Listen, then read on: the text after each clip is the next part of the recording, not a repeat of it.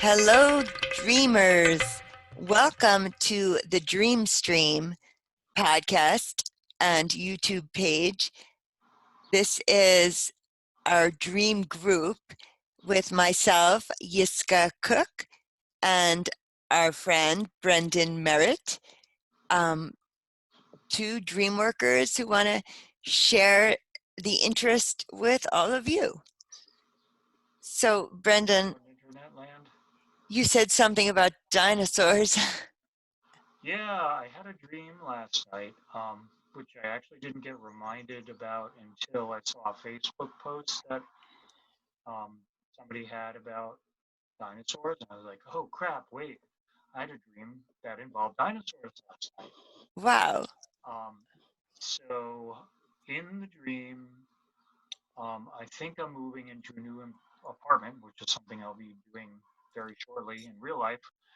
And it feels like it's a condominium type place, like a newer building, and it's got one of those like porches where you have like the sliding glass doors and you walk out onto like a wooden overhang. Okay. And I'm looking down across there's like a hedgerow between the property that the building is on and like what appears to be like a field or a farmland or something. Okay. And grazing there's like a family of stegosauruses, which, Really? yeah, which are the ones, they've got like ridgebacks, they're herbivores, and then they have the long spiky tail. Yes. And I say it's a family because there are several of different sizes. There are obviously adults and then a few young ones, and they're grazing. And I'm like, wow, check this out. And there's other people in the apartment with me, and I'm like, motioning people to come take a look. And we all get out, and as we're up there looking, one of the adult stegosauruses starts lumbering toward the building and Oh. curious about us. And I'm like, oh, wow. And I'm like, well, we're 3 stories up. There's nothing to worry about. But there's what appears to be like a heavy wooden ladder going down from the overhang to down where they are. Okay. And part of me is like, wanting to go down and get a picture of them. I don't remember if I do that or not, but at some point, either after that, I guess, if I did go down to try to get a better look at them and pictures of them, um, one of the adults, I'm guessing the mom, moves toward the building and starts to like gets to the ladder and then starts lifting itself up on the ladder. Oh no. Yeah. Whoever knew a stegosaurus could climb a ladder?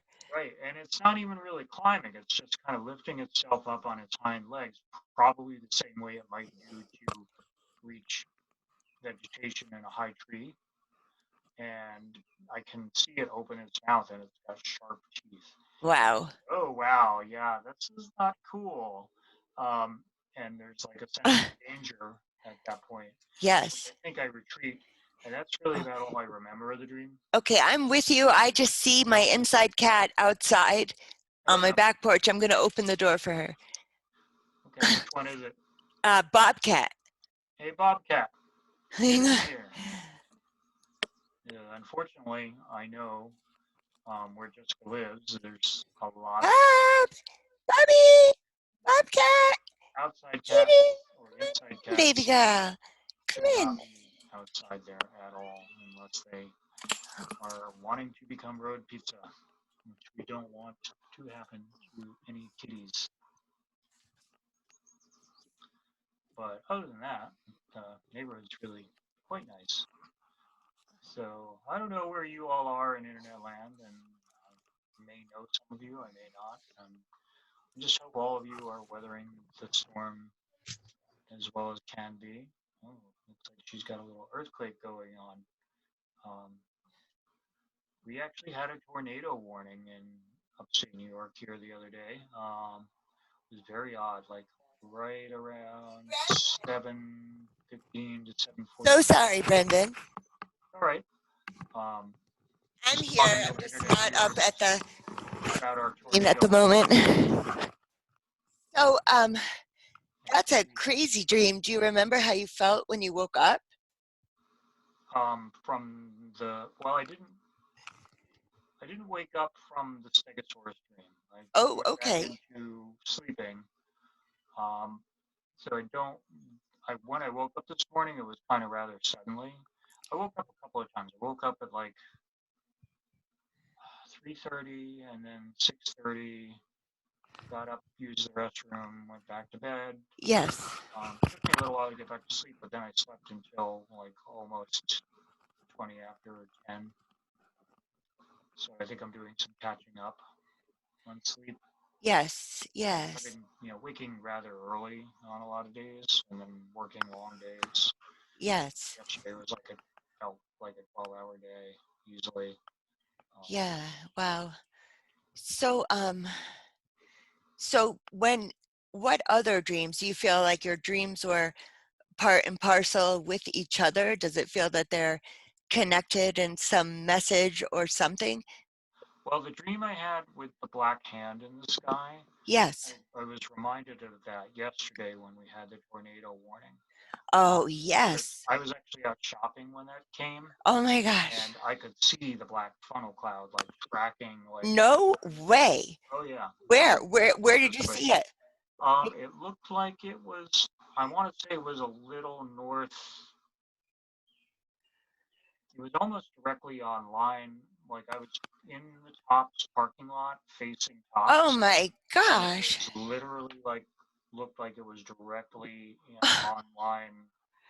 Looked like it was coming this way, and then it started tracking southeast, Oh, wow. and I was like, Yeah. "Oh e- crap!" So Everybody got the warning, right? We got the oh yeah, tornado yeah, and they had it warning. And then broadcasting on the radio. I had to look up again, which is worse, a watch or a warning. And then I see if it's a warning, shelter and let's like get to a safe place. It's Yeah. like, and I, No, we had a warning. We we had a had, warning, it and was then a, it it was got the, downgraded. it was a harsh one. And we just had sat down for dinner and like Levy's like, we have to go downstairs because he's smart. But we were just watching for like the sky to turn green, you know. Green? Why green? That's I once saw a tornado in Accord, like far down my street, County Route 2, and the sky was so still, like the calm before the storm, which it was yesterday as well. And the sky actually turned green. Huh?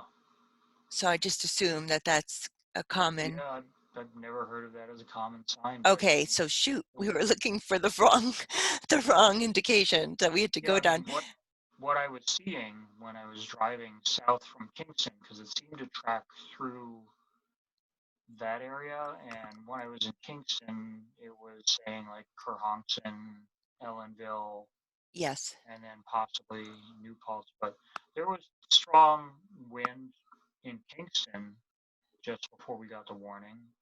And yes, then as I came further south, I could almost see like the line, like up ahead of me going south on the thruway, blue skies. And just above me was this massive, like super black clouds, and flashes wow, of lightning were coming up behind me. wow.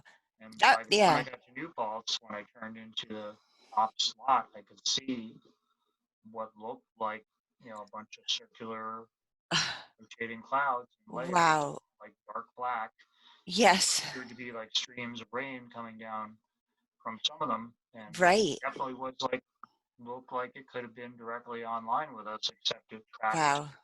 southeast. And Oh my by my gotta Doppler radar on my phone, I because I have wanted to to make sure tell it was on, Lev. He was and it so was, worried. yeah, and it eventually tracked southeast and kind of followed along the river, and it probably would have like gone right Oh. along 9W Oh, up wow. in Newburgh, and God knows what had happened I before wonder if like that. Putnam County had any Orange County did because Orange County. my Oh, right. service was Oh, both sides Orange. out of it. That's the west side of the Hudson. Yep. Okay. Wow. So, yeah, that's crazy, right? You just had that scary dream. I think you were saying that last podcast too. You were saying people are saying to you, "Oh, you're having crazy dreams because of Corona," And you're Yeah, saying, no, I have vivid, yeah, in living color dreams. So I feel my feeling is that your scary cloud dream was precisely about this. yeah. I've had um, premonition dreams of things before. Yes, This is probably one of the best reasons to keep a dream journal because you can yes, line stuff up with current events. And I exactly. guess what I think for me, what it feels like happening is that I'm probably tapping into, the uh, anima mundi, or the Yeah, the normal world noosphere, soul. right, and the collective unconsciousness. Yes, absolutely. And previously a lot of them have been about man-made events. Uh-huh. But I Yes, remember like when there was a huge tsunami in Indonesia. yes. On Um, I, Christmas time. yeah, I had Uh, premonition dreams about that. yeah, Um, yes. I I was also, I, equating I did as well. Yes. I was equating them to past life experiences with Oh, animals wow. maybe at the time. I was And then thinking the influx of water, the high emotions, is maybe taking it too symbolically and not um, actual. I was as an actual warning of this can come and sweep away too many people. yeah, and I think the other times I've had those kind of premonitions were related to war outbreaks. Like I had a bunch of Yes, stuff come up for me right before 9/11. yes, Dreams about like war in the Middle East and Israel yes, and things like yes. that. Right before 9/11, I had dreamed of these pilots who like kidnapped these children. It was very, I the Talmud teaches nothing befalls an individual that hasn't already happened in a dream. So of course it wasn't exactly the scene. I didn't have, planes flying into towers, but some people did. I think Heather from the Center for Symbolic Studies Dream Group did Heather actually. Duke. I think so. Yeah. Yeah, it Oh wouldn't no, surprise it me. wasn't. It was Barbara. It was Oh, Barbara. Barbara Hebert. oh, okay. Yeah, I remember she had a dream with like ash falling and Huh. yeah, and like really first responders and the ash falling. Crazy what we can pick up. And say Yeah, again, the mundi, what did you call it? The axis Anima mundi? Mundi. Anima mundi. Yeah, which means soul of the world. Yeah, love I it. think Jung uses the term a lot. I don't know if he coined it or not, but it's Latin, obviously. Yes, Um, yes. there is a famous philosopher whose name I'm probably going to slaughter, Pierre Chardin, who, Oh, Giardin. who he's actually buried um, on, I want to say it's the grounds of the Culinary Institute. Is that right? He used to be part of one of the brotherhoods or friarhoods, and he was a priest. But his concept of it was a little bit different, and it's been related at times to the idea of the internet. Um, and his term was noosphere, which I think had more to do with this idea of like a global consciousness and networking. Yes. Yeah. So Um, interesting.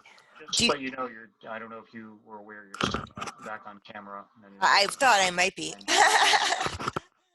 I wasn't going to get up because I figured it's just too much of a struggle for me, oh, so I was just going to.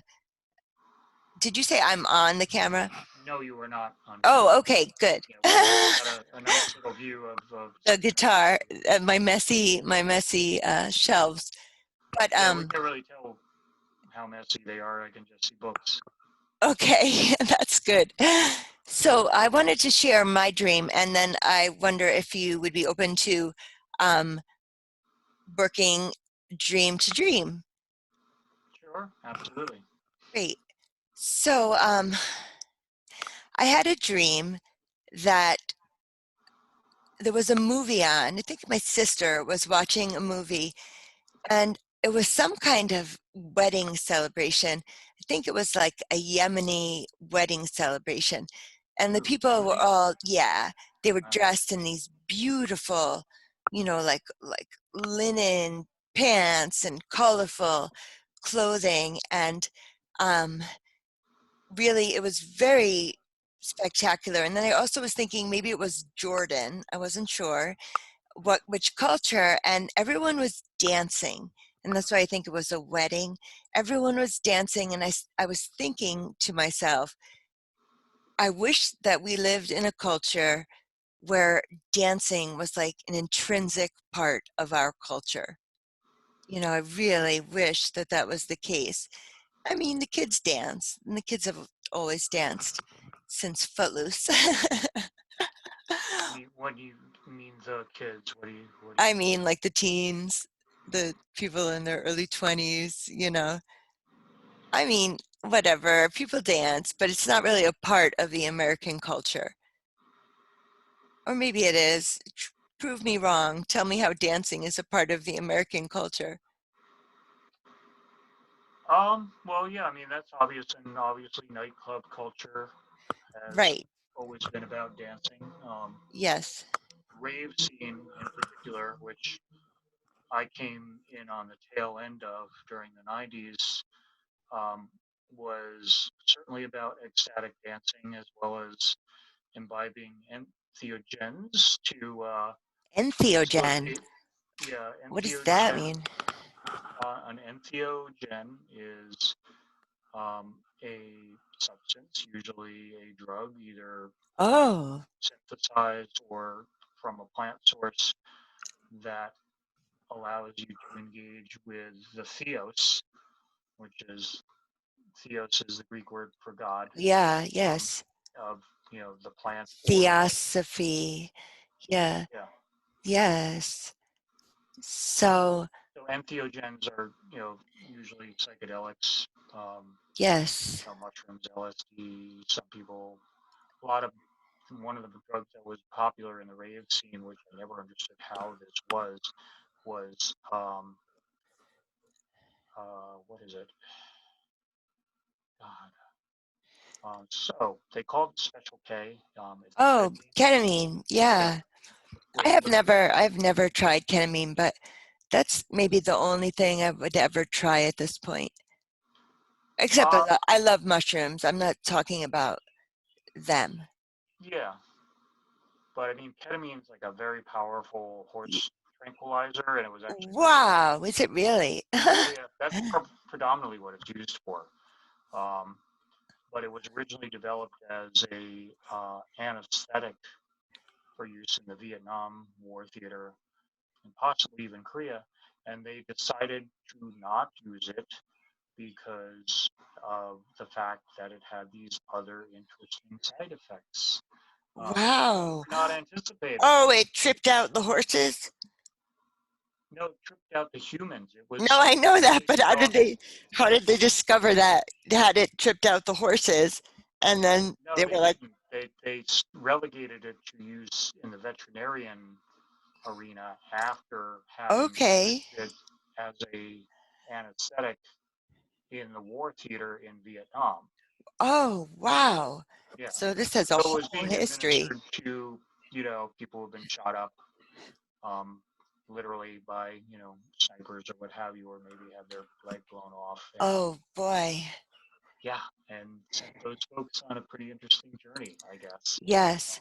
And I guess, they decided, oh no, this isn't really a good drug for this. It's having these undesirable effects. I'm sure people were coming back with stories of encountering entities and so on and so forth because that's a common thing. But I You don't don't, understand how this was a popular drug in the dance scene because it literally like physically almost paralyzes you and puts you in an out of body experience. Um, wow. so maybe low doses, I don't know. I've never talked to anybody who used it that way, but I seriously don't understand how this was part of the dance rave culture scene at all. Mushrooms I can totally get. LSD I can totally get. Um, Okay. But some of these other drugs, like that one, and what was the other one? Salvia. Oh my God. What? Oh, Salvia. salvia. Oh my Yeah, God. Did salvia I is, have an experience on salvia with Carla? yeah, salvia divinorum That was is, not a and, good experience for me. oh, I'm sorry to hear that. But the Um, LSD, not always, but mostly was. yeah, I mean, what little I know about salvia is that it contains the DMT molecule, What um, now?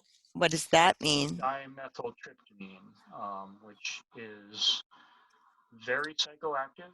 Um, to quote Terence McKenna, we're all holding because our body produces DMT in Right? the pineal gland, actually, in the third eye, Yes. um, naturally. And it all occurs. So we have receptors for it built into our biology. However, it does some pretty interesting things. DMT has been called the businessman's high because I guess the salvia Say form it of it again. What it was called? the businessman's high The businessman's high.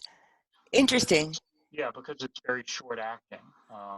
Oh, It literally I guess you could smoke some salvia and you go into an intense trip for 15 minutes and then it leaves your body very quickly. Um, so you don't have like the lingering like strung out weirdness that you have with a lot of other drugs in that class. And I think that term, was probably from the 1960s or early 70s, but I don't think it got popularized that much until later on. But Terence McKenna talked about it a lot because he had experimented with it quite a bit. okay. For those of you who don't know who Terence McKenna is, he was an ethnobiologist who wrote extensively about the coevolution of psychedelic plants and humans. Um, he actually proposed a theory that mushrooms were actually extraterrestrial in origin. Wow. Wow. That And reminds me of a Joe Rogan podcast I once saw and I wish I could remember the name of the guy, this mushroom guy. He made his own hat out of the mushroom leather, but he was really amazing. But he really felt like um, the mushroom kingdom was, I don't know that he would say extraterrestrial, but I almost think of it more as like the fairy, um, the fairy folk, the little yeah, people. and that's an interesting thing. Terence McKenna's accounts about DMT and somewhat with mushrooms both involved the idea of disincarnate entities, which could easily be classified as alien. He used to call the ones with the DMT that he encountered the machine elves. That's interesting. Oh, I'm Yeah, going to find that link. I'm going to send it to you, Brendan. It's really, really good with that guy talking about it. I think Joe Rogan's taken a couple of pages out of McKenna's book, no doubt. Oh, He's okay. familiar with his work. I've only, listened to a couple of podcasts that he's done because I know he gets a little super out there sometimes. And yeah, we have a whole lot of woo going on now. I mean, the conspiracy theorists have really upped the ante as far as woo goes lately. Um, but yeah, the idea that DMT was connected with these disincarnate entities, McKenna referred to them as machine elves, Wow. um, as being that they kind of like ran things behind the scenes. And a lot of people who have had those experiences report like having these things present to you and be like, quick, go down this tunnel now. Wait, don't, you know, hurry, or it's going to be too late. And you go and pop like from one universe into another. Wow. Lots of Yeah, it was lots of accounts of stuff like my experience on the salvia. So, I used to do hallucinogenics. I mean, I was a deadhead and an explorer and always wanting to find the spiritual because I knew that the spiritual existed and people didn't talk about it. So, so yeah, so I I love the mushrooms, and I've done LSD, of course, but the salvia for me was like I was suddenly in this cold steel, almost like a waiting room. And it was like purgatory waiting room. I swear. I mean, I'm Jewish. We don't have purgatory, but this shit was real. And I was in there, and then all of a sudden, my dog, who's deceased now, but Toby, um, he was a sticker. He was only a sticker. And I was like, wait a minute. And then I thought, okay, I've died. And I was like, I don't want Toby to just be a sticker. I want him to be my dog, you know? And I had a hard time. And No, what's that? so he became like two-dimensional. He became two-dimensional. He became a sticker. I mean, that was very upsetting to me. And then I really wasn't having a good time of it. I think because of my friend was like, "Oh, you've tripped out a lot. Here, smoke a bunch of it." It's like, no, it's different. It's different. So then I held on to her dog, and he kind of like pulled me and pulled me out of that trip. And then I just cried. I wept because I just felt like life is such a blessing. I don't want to experience not life for a long time yet. Yeah, I think it's interesting. There's a commonality between psychedelic experience and the dream world, in that Yes. our brain just tries to process all the information and tends to reframe everything in the language of symbols, and it's often difficult to unravel it and figure out what it means. But I know, with a number of my experiences, like coming back to a normal frame of consciousness, I have been left with that feeling that, um, similar to the idea of like your dog being two-dimensional, that Right. the world that we live in currently is almost like a cartoon cutout Yep. compared to that hyper Yes. real hyperdimensionality. Um, your audio is coming out, but your level just got really low. So let's work on my dream. Woohoo! So the Yeah, people your were. your audio level went way down. I don't Oh, know. I'm sorry. You just, Because I picked there my you go. mic up Now because we can I hear you. had a sip of coffee. So I said, let's work on my dream a little. Yeah. Can we? All right. So you can lead the process. Okay. Just quick review of the dream. So I go into a room, and my sister is there watching a movie, and it's people dressed, and I think it's Yemeni people, and then I think maybe Jordan, and they're dressed in beautiful, like flowing wide ankled pants, and the colors of red and gold, and I think it's probably a wedding because everyone is dancing, and then my strong feeling in that moment was I really wish that our American culture also had dancing as such a powerful part of our culture. And then you're telling me I'm misjudging America or something. What do you think, Brendan? Yeah. So just to try to focus on some of the symbology in the dream. Um, in the room that your sister is watching television, is it a place you're familiar with, or is it just like some It's generic place? it's not a real place. It's like a little TV. It's not like everyone's watching these big screen, flat screen TVs these days. It's not that. It's like a little, almost. I Like mean, a it's a color. CRT, It's a color TV. Like what kind? a CRT screen, I don't. cathode ray tube, I don't know what that means. The boob tube. the normal old like the, 70s, the boob. 80s The boob tube. tubes. Yes.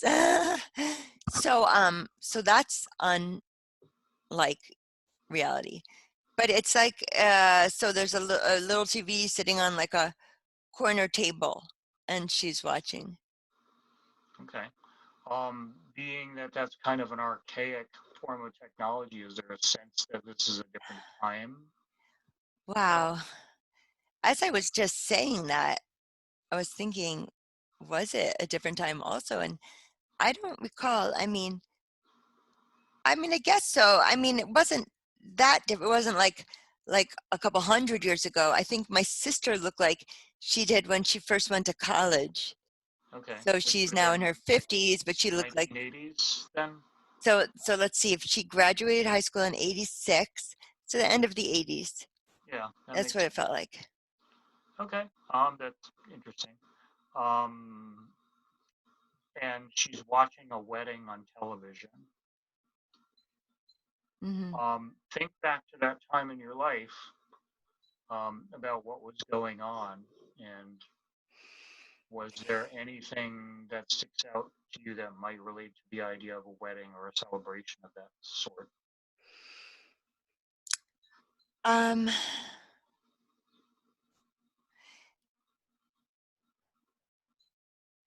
I'm not sure. At that time, I had a beloved boyfriend, Johnny, and but we weren't talking about marriage. We just were enjoying our relationship, and yeah. So I don't really know Okay. what was going. The And only, sorry, Brendan. yeah, that's okay. The only other thing is that m- my mom was diagnosed with cancer Okay. around that time Around that time. Okay. in like waking life. Interesting. Um, okay. So she's watching a wedding on television, and I'm curious of what made you say Yemeni and what your association is with that particular culture. Yeah, and then I was wondering. Is are the Yemeni people, are they from Yemen? Yeah, there's people from Yemen. I don't actually even know. They just seem like an exotic um, culture to me with, beautiful clothes and beautiful jewelry and probably a Muslim nation. I'm not sure. Yeah, and I was focusing on that a little bit because, being that you are of Jewish heritage, Yemen is actually part of, that whole area with the United Arab Emirates. They're an Arabic country, Yes. predominantly Muslim, I think Sunni. I'd have to double check. I'm not sure. Okay. They've been in an armed conflict now for quite a while with Saudi Arabia. There's been a lot of interesting allegations of human rights violations, from the Saudis against them. I think actually, I'd have to double check this and fact check this, but I want to say that at least one of the people involved in 9/11 was a Yemenite. Oh, There really? was, prior to 9/11, that attack on a U.S. frigate, I think, that was launched in the port of Yemen as well. Um, Hmm. but yeah, it's interesting that you would be pulling them. I'm not sure what your feeling is about, people in the Arabic world in general, and how you relate to that as being of Jewish ancestry, because there are a Right. lot of mixed feelings about that, among people with Jewish ancestry.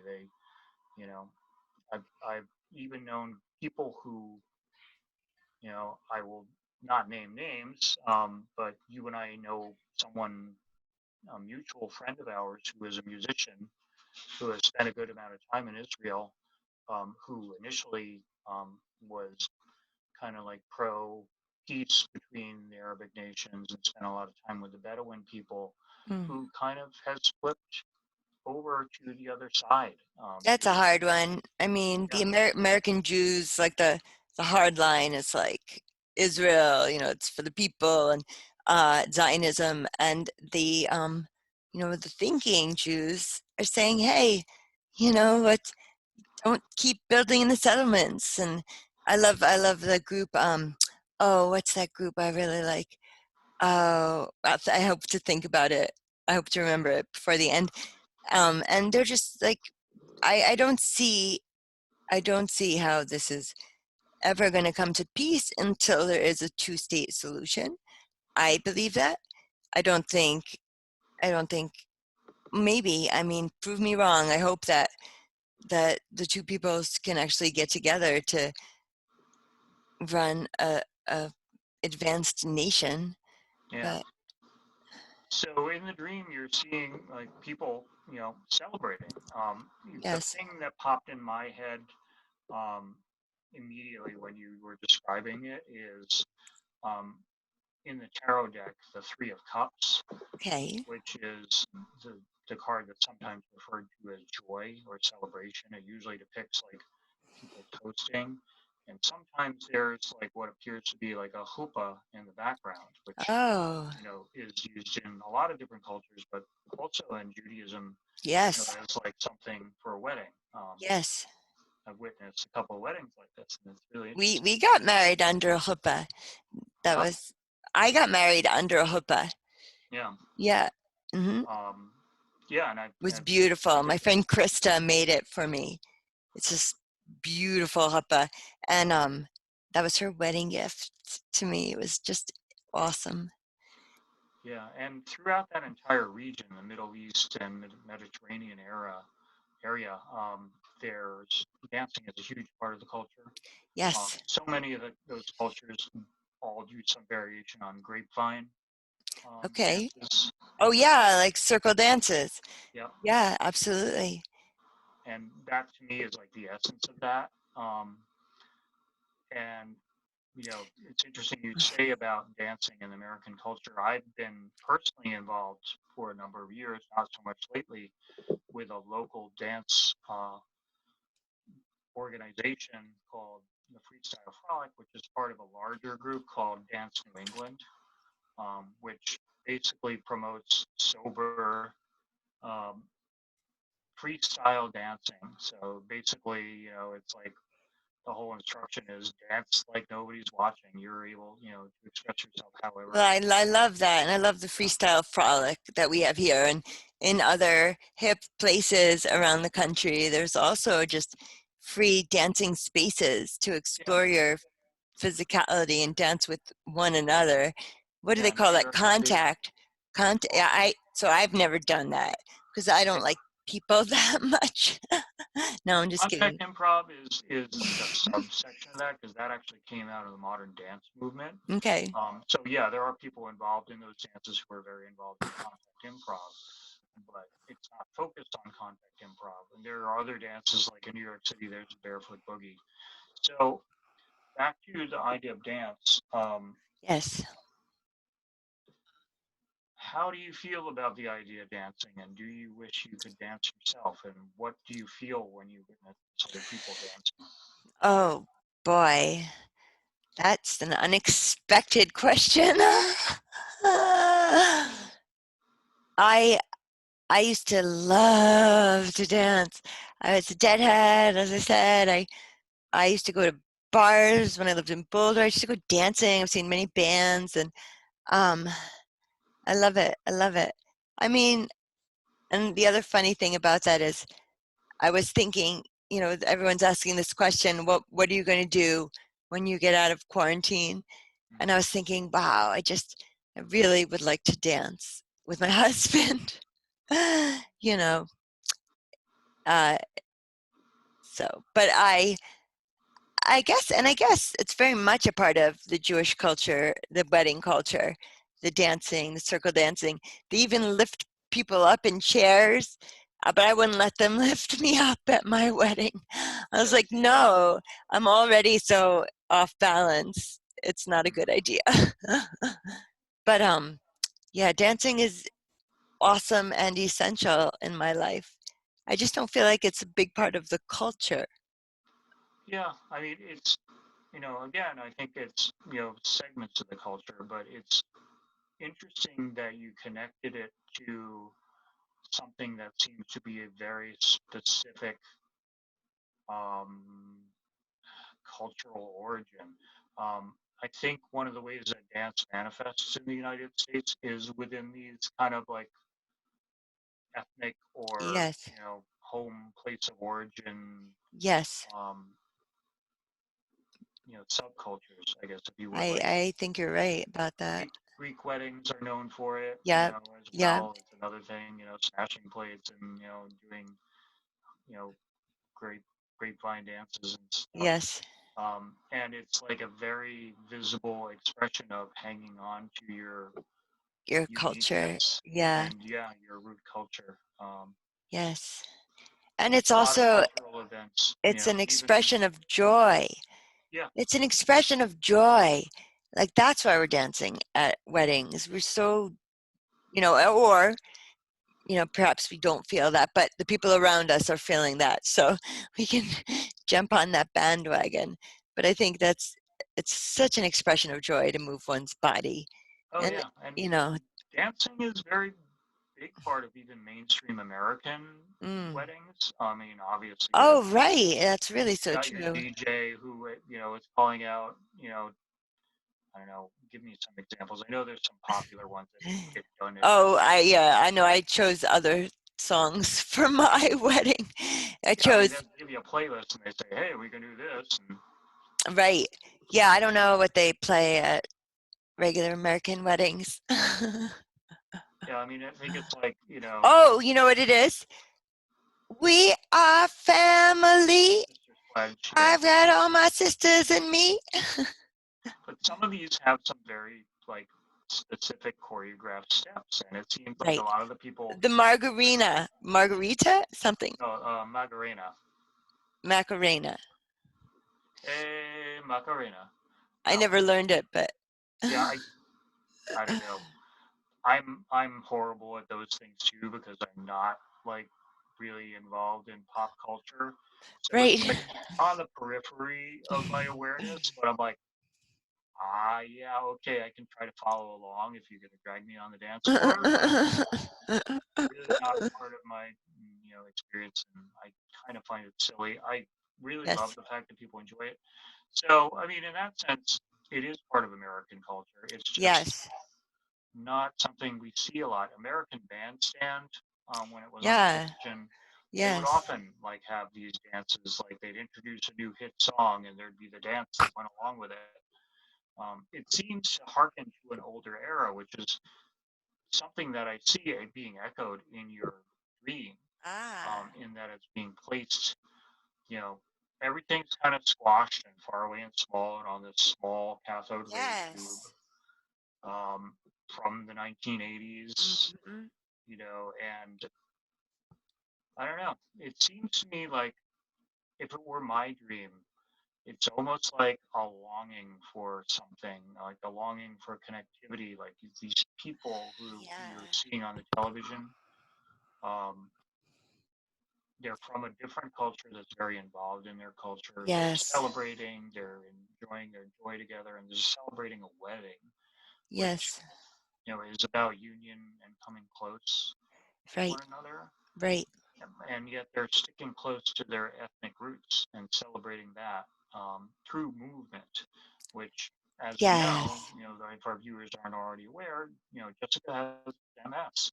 Um, Dancing like that is probably not anything she's going to be doing anytime soon.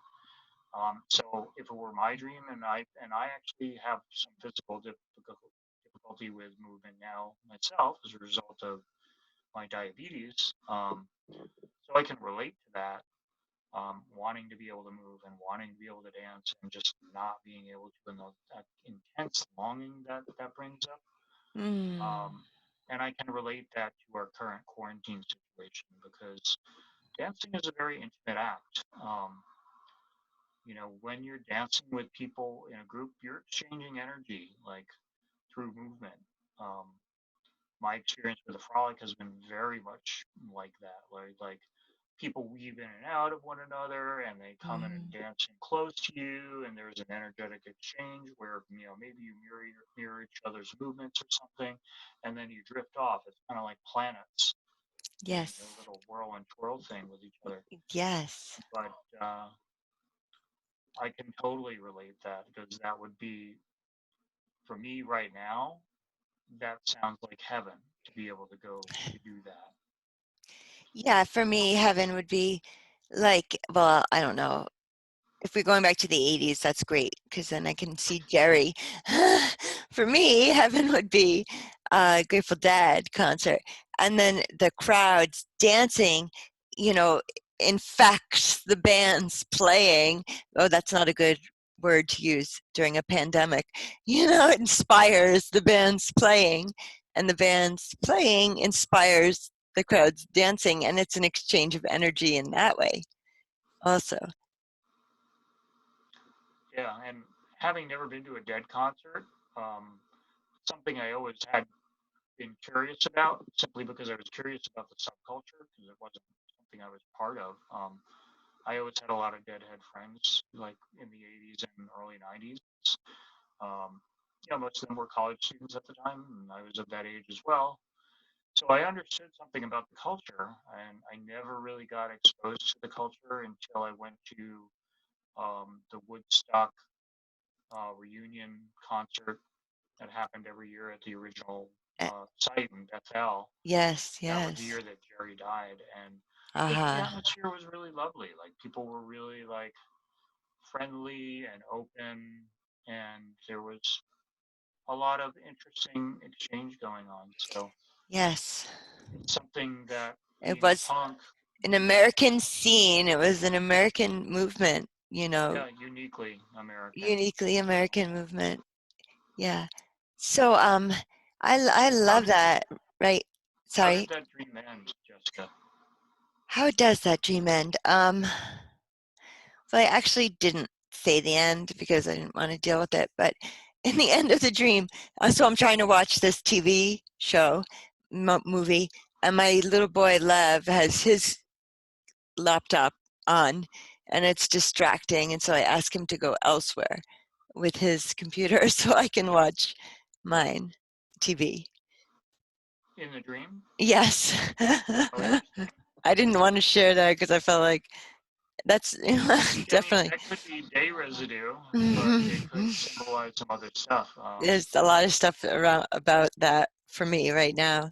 You know, Yeah. screen. So I if just, that were my uh, dream, I'm seeing my young child who represents the new, who's now in this, archaic 1980s world, but he's got a piece of modern technology, which is distracting and taking away from my experience of the now of this, you know, 1980s retro moment I'm having.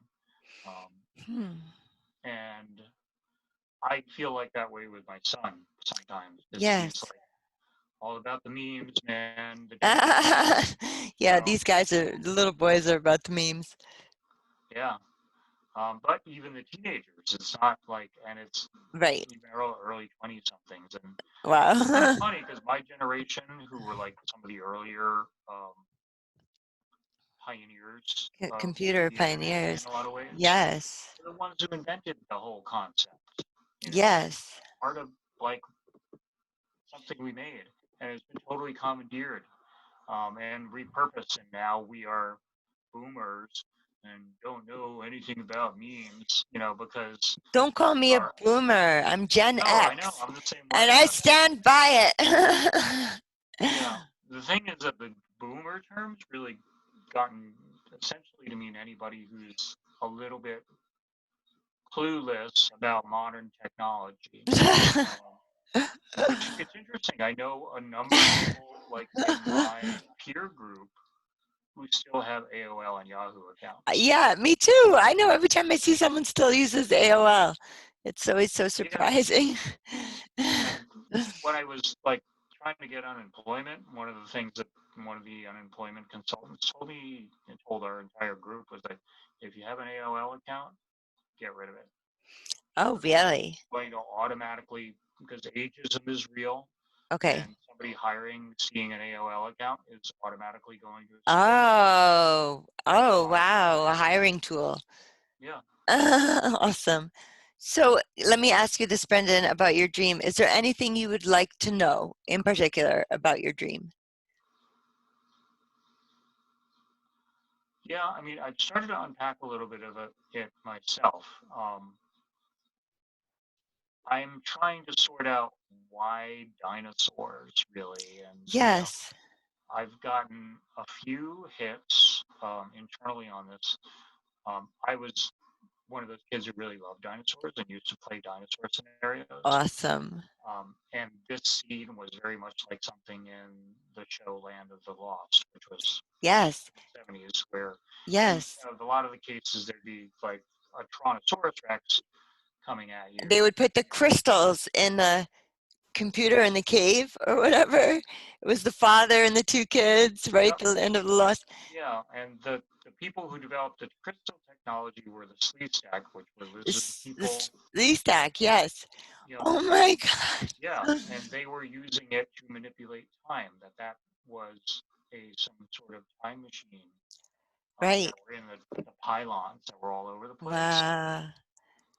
Part of that probably fostered my love for crystals. Wow. I love it. Now we're getting deep into Yeah, your yeah, there's some psyche, weird, Brendan. deep connections. Another funny thing, there was a little bit of gay residue in this because my partner's children, have arguments with each other, and the younger girl took a plastic triceratops and threw it at her brother, which hit him in the eye. Oh no. Yeah, we're talking like a Oh, centimeter away from oh, getting to the ER. oh my gosh. Especially with hard plastic object with horns. Yeah, exactly. A Um, triceratops, three horns. but she joked about it. She's like, things you never thought you'd have to say, but now had to say because you have children is like, don't ever throw a triceratops at your brother. Ever again.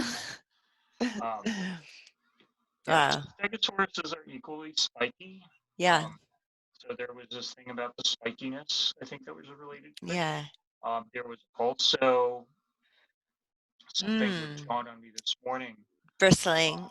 When I was young, my mom worked in a drugstore and they had a large news section, and she'd buy me comic books. One of them was a Marvel comic of Conan the Barbarian, and I forget which story it is, but there's a scene in there where he's traveling and he comes on this woman who is one of his fellow adventurers he's been tracking for several days, and they get attacked by a stegosaurus, which I think they call it. Really?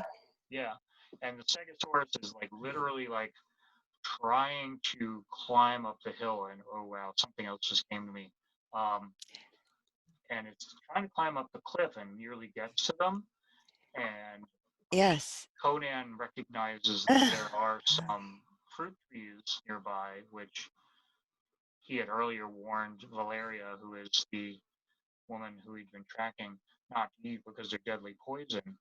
And he realizes that he can use it against this, and he dips his spear point in the fruit poison and jams the thing down this thing's throat, and it kills it. But did But you feel in your dream threatened by oh life yeah, and limb? absolutely. Yeah, I mean, I Okay. was afraid that this thing was going to chop my legs off when it was climbing up the ladder. Wow. It got that close. I mean, I could feel its breath and I could see all of its teeth. And even though the thing's an herbivore, it had sharp teeth. It would need them for crunching leaves. Not sharp teeth. Not sharp. Just No. wait.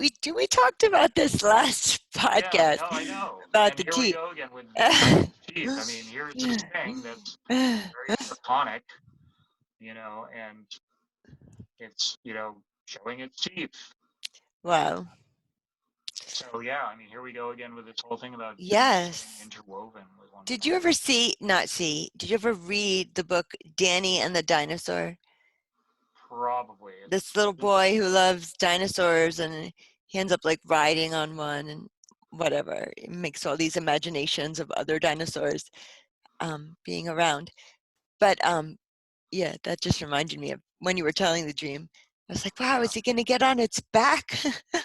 Yeah, well, I mean, I always probably had fantasies of riding like something like a pterodon.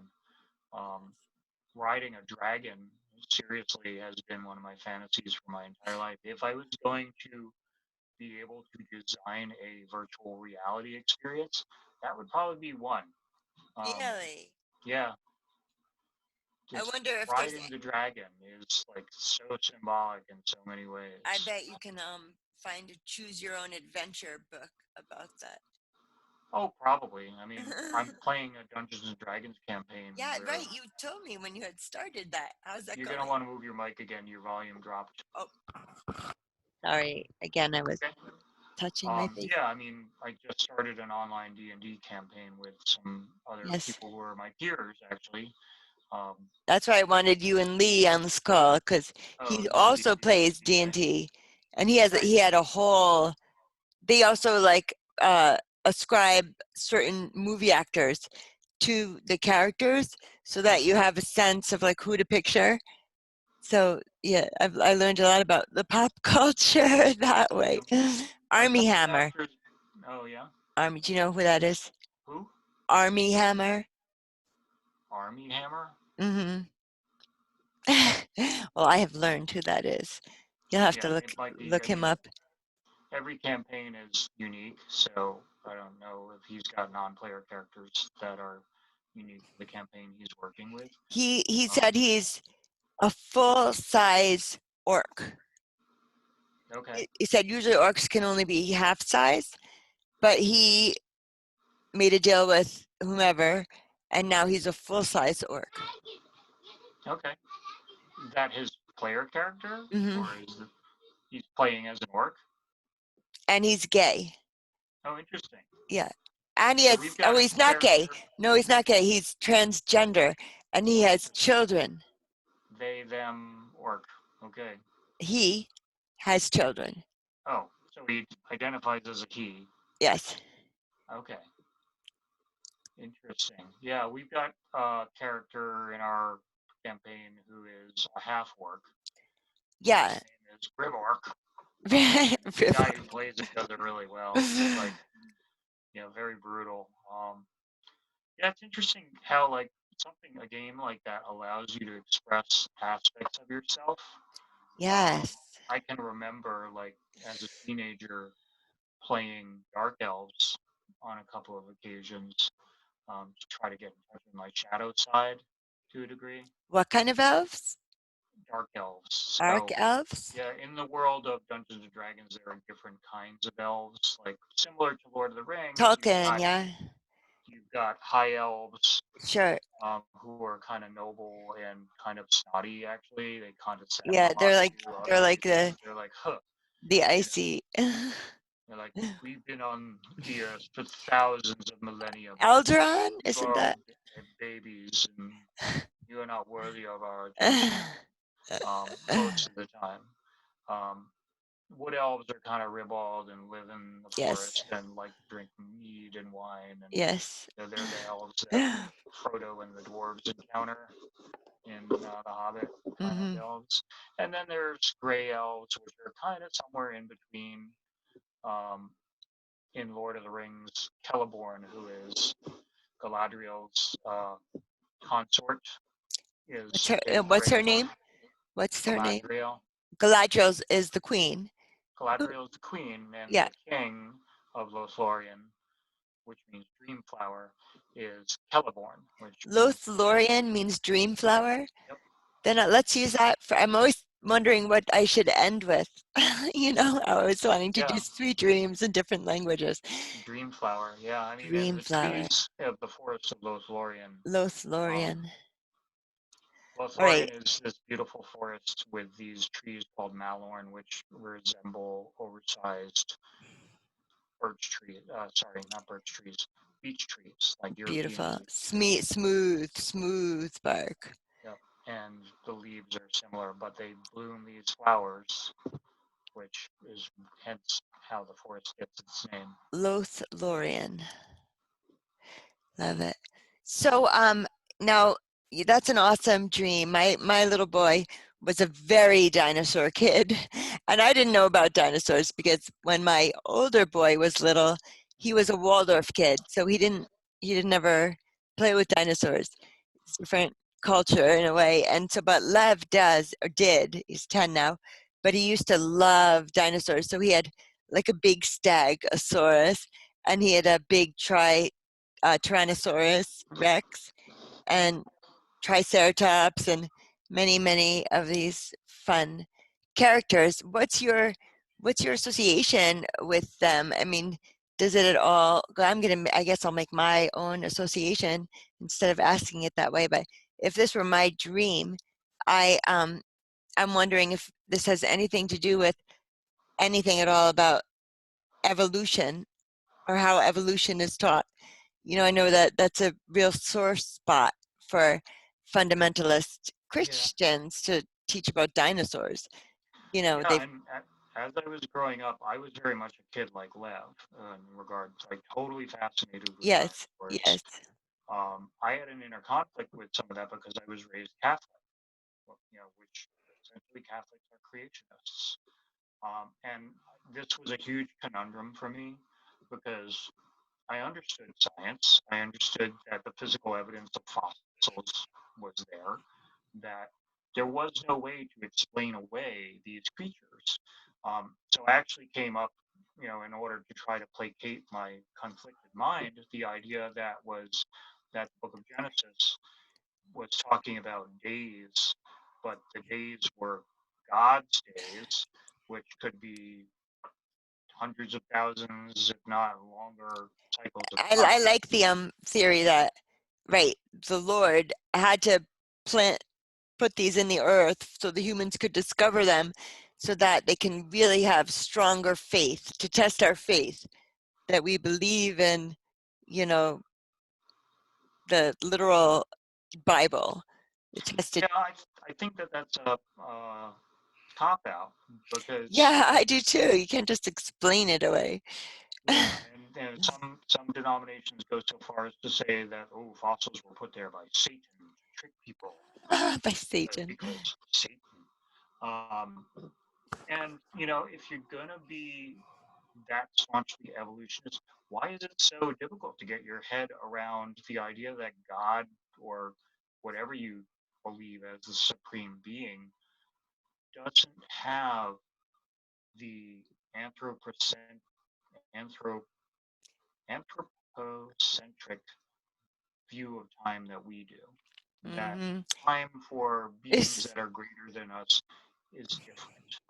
this You is know, how a lot of people explain Jewish people in mystic Judaism explain like the days of creation, because before there was a sun and a moon, there wasn't a 24-hour day.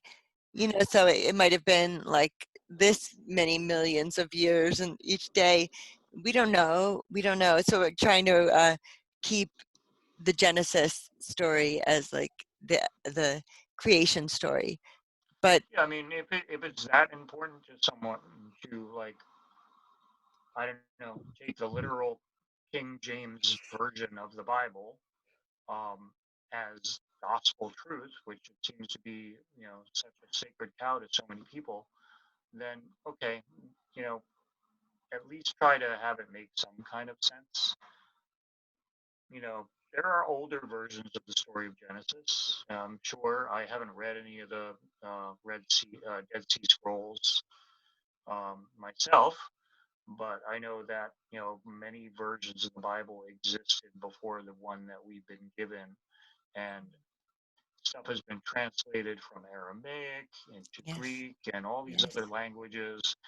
Every time there's a translation, you end up with a new variation on that. Yeah, it's a little bit of an editorial, when you Yeah, translate there's your. always some kind of editorial stuff going Yep, on. yep. But back to my fascination with dinosaurs, I think another thing it points to with regard to evolution is the idea that we are a result of millions of years of evolution on the planet. Part of our evolutionary development, which is mirrored in the gestation period in the womb, as you can see, like, what happens when you start with a zygote and it goes through these various phases, one in which it has a tail and everything. Yes, All of that's still contained in our DNA. And what is it? The amygdala, the base of the brain, is yes, called the lizard brain. yes. Um, I think Timothy Brain Leary stem. used to refer to that as he had a 10 circuit model of human consciousness. And the very first Timothy circuit, Leary. Timothy Leary, Timothy Leary, who did all that. I just want to bring it around again. Who did LSD trials at Harvard in yeah, in his younger years. Yeah, and when he he was a was young man. involved in a lot of other science prior to that. I mean, he became famous for his involvement with LSD, but Mm-hmm. he was doing a lot of other research prior to that. Mm-hmm. And his model of consciousness involved this 10-level system of circuits, which get activated at different stages in life. And the base circuit, which could also have be related to the chakra system. Yeah. The root chakra and the base circuit kind of have a Mm. mirror capability, and it's all about bio survival.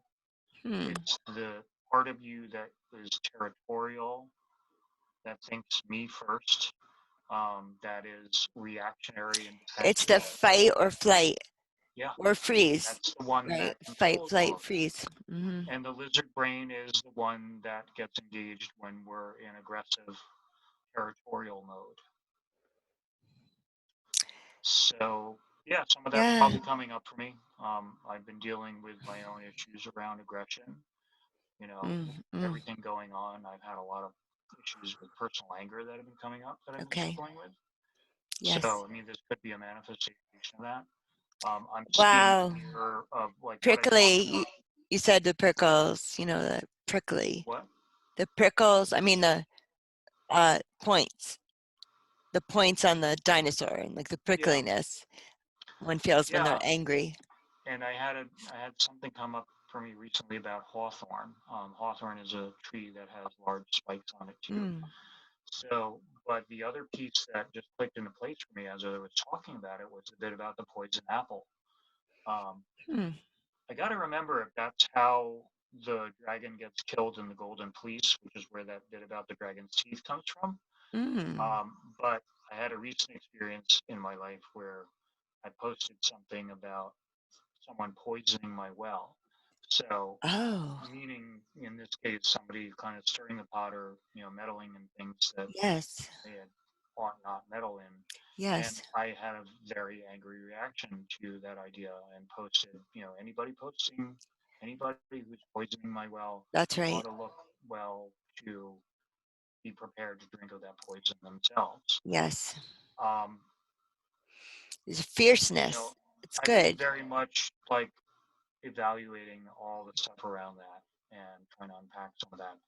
Um, and Yes. I often find it's very true. There's an adage that when you are spitting poison yourself, you usually end up poisoning yourself in some way. Right. Right. That's what is usually the end result of anger and aggression. Yes. So yeah, maybe I'm being forced to look at this a little more closely. Maybe the dinosaur is an aspect of my shadow coming out. It's coming right up to my It's window. coming right at me. Yeah. It's, Coming and back to where I live in my new place. it's waiting for me there. Yeah. This anger is not abated. The stag is waiting for me at my new Yeah. apartment. It's not going to go away if I It's move not, in I any gotta luck. make, I've got to do the work, the self work. It's my, when I realized I moved around a lot in my early 20s, and when I realized this adage that everybody knows, wherever you go, there you are, I was so disappointed.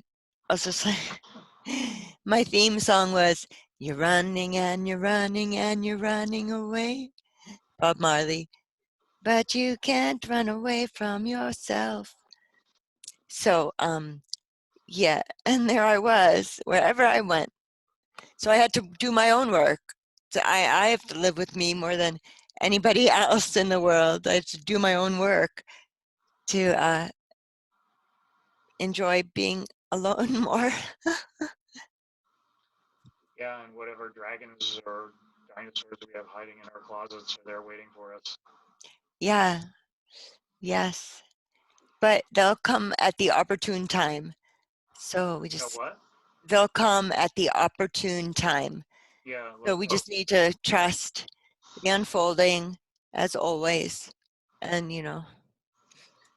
and I always say pray. It doesn't have to be praying, like prayer, praying, but, pray for assistance or whatever you reach to uh, in your higher self. Thank you. Well, thank you, Brendan, and thank you, listeners, for joining us for our dream group. There are a couple more people that may or may not come as we do this weekly, so we'll find out. Oh, and we were going to do that lucid dreaming thing, Brendan. I haven't done anything. I haven't done anything Yeah, about that. nor have I. I mean, I really haven't had a lot of space to like kind of ramp myself up into that, and Okay. it does require a little bit of time for Yeah, preparation. sure. Reading and meditation and focus. I had shared in a very old Dream Stream episode, I think it was episode 2, about the most magnificent lucid dream that I have had.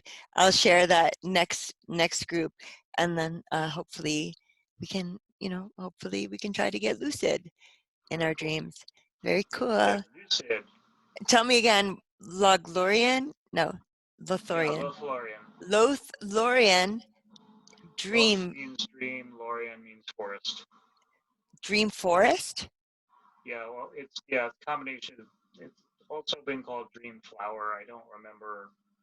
Um, I love the I dream gotta look up forest the root because words. there are some darker, shadowy places in the dream forest. Not in Lothlorien, there aren't. But yeah, in a literal dream forest that we've Right. all It's experienced. a literal, right. So, Brendan, really great to hang out, and best of luck to you. And I'll talk to you next week. Yeah, you too, Jessica. Stay well. You too. Bye, viewers.